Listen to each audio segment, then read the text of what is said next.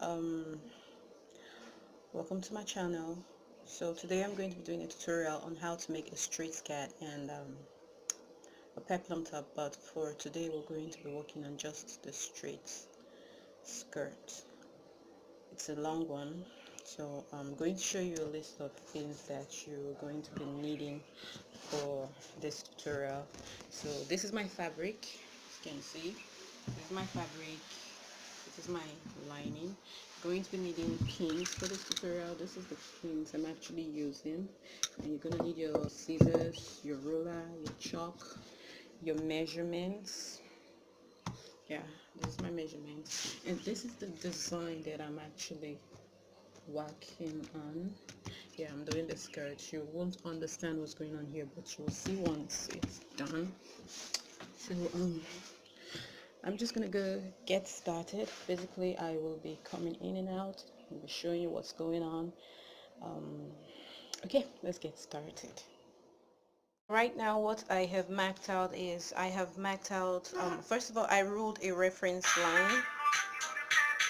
Okay, so that's the reference line. It's not going to be part of my measurement. Then I took my waist to my hip length, then also to my above knee length, and then to my skirt length, and then the ½ inch for my turning. Now I have marked out all my points. You can see I marked out the lines, my reference line, which is the waistline, my hip line, my above knee line, my hemline, and turning allowance. And then I have ruled out my measurement. This is my waist measurement plus 1 inch for my dart, and then this is my seam allowance, and this is my hip measurement plus seam allowance, my above knee measurement. But this above knee measurement, I actually used my round on the hip measurement for on my above knee line, because your straight skirt is not like your fitted skirt, your A-line skirt or your mermaid skirts, or any of the skirts that flares out, that you want to see that very shapy and curvy silhouette. But because it's a straight skirt and you also need some freedom of movement, you don't need it to be too tight because there is no flaring at the bottom. You want to use your round on the hip measurement, so it will give you some ease, in as much as you're still going to add a slit at the back or at the front. It all depends on the style you're going for. So yeah, this is I use my round on the hip measurement on my above knee line, and also this is the same allowance, and I used the same measurement on my hemline, and that's the same allowance. Okay, so as you can see, I have actually connected my points, my waist to hip, and then I drew out my length. So if you notice that I also did my that. Okay, sorry, I'm just gonna smooth this out a little bit, because you're not supposed to have like a pointy edge.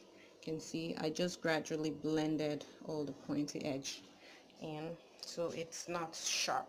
So as you can see, I drew out my dots, and because I'm not doing a gown or any skirt that is going to be obvious, since it's a skirt, you can actually get away with not using your nipple to nipple measurement or your across nipple measurement.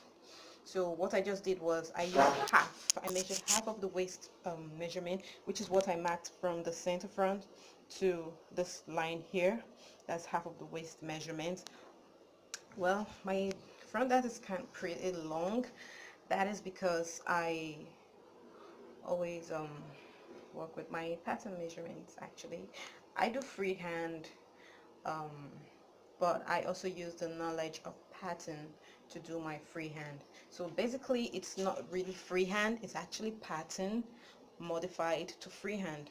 So basically, when I do my pattern, this is the way it will actually come out. So all the contours and all the shapes, you are going to see everything in it. So I do pattern and I do freehand at the same time. But there are some projects that I'm doing that I really need to do with pattern, because I can do that freehand. But for this is something I can actually easily do with freehand, and it will come out exactly the same way that I do my pattern, because actually learned to modify my pattern, you know, to do to get all those contours. Yeah. Okay, so like I said, I marked from here to here and also here to here half of the waist measurement, and I removed ½ inch from both sides, which will make the 1 inch I actually added for my waist dot. So basically this is the skirt, the front skirt, all done. Okay, so the next thing I'm going to do right now is just to cut it all out. And oh, before I do that, um you're gonna have to take a measurement, like maybe an inch or an inch and a half. It all depends on you. Some people take an inch, some take an inch and a half. Okay, but in this case I'm going to, some actually also take 2 inches, but I'm going to take like an inch, bring the waist down by an inch, and then I'm going to blend it back to the waist right there. Okay, now that is all done. If you notice, I have 2 lines. This is actually the real line. That's when I brought down from the reference line, I brought it down by an inch. This is the line which I drew all the way to the side. And then just the same way you have seam allowance at the bottom, because I'm doing a bandless waist. You can actually make your waist with a band, or you could make it bandless, but I'm actually working on a bandless waist. So because it's a bandless waist, even if it's with band, you still need to include ½ inch for your joining allowance. Some people use quarter, but most of the time I like working with ½ inch. Yeah, for my joining allowance or anything. And also on my sides I like to use an inch and a half for my seam allowance. So this is basically the skirt. So what we're going to do next is just to cut it out, and then we will go head to the back to cut out the back piece. But for the waist, when you're cutting this, because you've not cut out your back measurements, you are not going to follow this new line I just drew. We're going to just cut through right from the reference line, and then we're going to curve it up like this. See, from the reference line, go straight, and then we'll curve it up like this. We're not going to cut straight like this, neither we're going to cut like this. We'll do that once we're done cutting the back piece, because you actually need this front piece to cut out your back. So I'm going to go ahead and cut out my fabric. Okay, so I've cut out my fabric. Like I said earlier on, we are not cutting from here. I cut through the reference line. If you notice, I didn't cut all the way. I just follow the curve of this line we draw down, because we're going to need that part for the front, and then we're going to need this reference line part for the back. So that's why I did not cut it out. And you can see the skirt, the front skirt is all done. Okay, so that's my straight skirt. So I'm gonna use this right now to cut my back pattern, but I will make some changes in it, you know, to help fit for the back pattern. Basically what I have done so far is I placed my first of all I marked out, if you notice there's a line here, I marked out my zip allowance, which is 1½ inch. I use all my allowances 1½ inch, except maybe I'm joining 2 points, which I usually use ½ inch. So I marked out ½ inch all the way to my skirt length, and then I drew out a straight line all the way down. Drew a straight line. Then I also I marked out my extension, my hip line. I extended it all the way, see, to my length. I extended it. Then to get the shape at the back, because we want it to be curved inside, that's what's happening here. So on the zip allowance, remember we took on the zip allowance from the above knee line. If you remember, we took an above knee line. So from that point you want to mark in an inch. So I marked in an inch. This is my zip allowance. So from here I marked it in 1 inch. Then I also went to my skirt length and I marked it in 1 inch. Now after that I connected the line up to this point. Then I also measured from my hip line at the back, the zip, I measured down 3 inches. Yeah, 3 inches. And then I just continue rolling the line straight up to that point. Okay, I just rolled it straight line. See it, straight line up to that point, that 3 inches. Then what I did was I just did a curve that blended it in, because you don't want to have a straight edge, you know, straight like that. You don't want to be just straight, so you want to curve it in, but you don't want to curve it in too much like this. We don't want to have something like this and then you have this. It's wrong. So you have to like blend it in, and when you blend it in, it could exceed that 3 inches, come down a little bit, which is very, very okay, because you want to have a blended curve. You don't want to have a curve and that looks funny, and when you sew it, it looks funny as if you're having a bag, which is totally wrong when you wear it. Then also on the waistline, I took in 3/4 of an inch. Depending on the person's measurements, you can actually take half an inch. Sometimes I take half an inch, sometimes I take 3/4 of an inch, depending on how deep the person's back is, one, and also depending on the measurements of the hip here. So what I've done now is this measurement, 1 inch I took out of here, I actually came to this side and I extended it, because if you remove this and you don't add it back into the measurement, it's going to reduce your measurement and it's going to make it tight. So you want to transfer that 1 inch to this side, which is what I also did on my above knee line. I also transferred the 1 inch to this side. You can see, if you notice, there's quite a lot of difference between here and here to here and here. That's because of the shaping we did here. It's way more inside.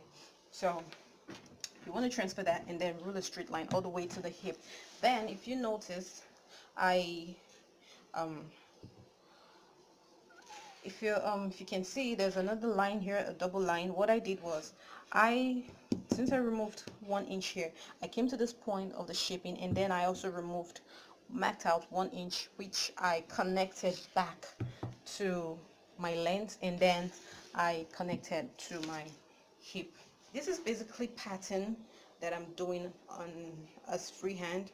That's because I've mastered it a lot and I have known how to manipulate both the pattern and the freehand to give me a perfect finish, just like pattern with the whole freehand silhouette and all that. So yeah, I've known how to do that. So okay, so the same thing I did on the skirt and the back side here is also what I did on the waist. If you look at your waist, your back isn't actually straight. From your waist to your hip, it's, you know, curved. It's curved in this manner. So that's exactly what we're trying to achieve. It's your back is curved in this manner, and then it goes in all the way. So I took in, like I said, I took in 3/4 of an inch. If you like, you can also take half an inch. It all depends on you, and it also all depends on the way your hip is curved out. If it's for people who actually have a straight, you know, they actually look very straight, you don't want to bring it out too much, because if you do, it's going to be extending. If your measurement is already this straight, you don't want to bring it out too much, otherwise you're going to have something like this, which isn't so very good. But in that situation, you can just use half an inch or quarter, or you could actually even leave it if the shape coming out is so funny.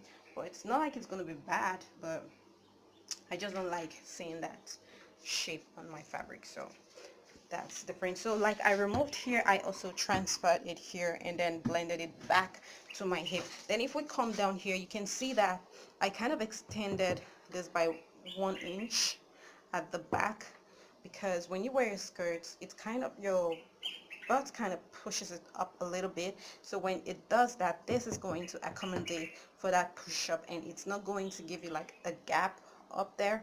So this will kind of blend it in and make it curved, give it a round shape all round. So I blended it into that of the back. So that's basically how to do it. Then my that line, what I just did was I just transferred the lines up here. Yeah, so I just transferred it up here, and I am going to cut it out first, then I'll show you how to draw the bad dots. Okay, so this is the final sketch. The front skirt and the back skirt. These are the sides. Sorry, I had to flip it the other way so that I could put the sides together for you to see. So these are the sides. This is the hip, the hip, the waist. You can see the front. I have actually deepened it to give it that curve. Then this is the back. You can see the shape at the back, and then straight all the way down. So okay, so we're done with the skirt, and that is it. I hope you enjoy watching this tutorial. It's quite a lengthy one, but once you've done this, you actually see that it is totally worth it. Like I said before, earlier on, before I started this video, if you enjoy this video, please like this video, and if you've not subscribed before, please subscribe, and leave your comments, tell me what you think. Also, once you're done with this tutorial, if you've done your tryout, you can post out this video so that I can actually also see yours. And then if you have any difficulties, like I said, please feel free to ask any question you want to ask.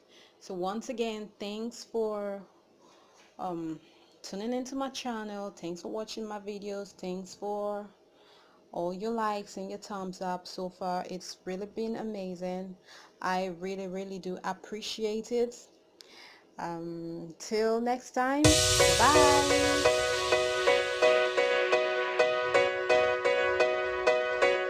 Yeah, I know it's hard to remember the people we used to be. It's even hard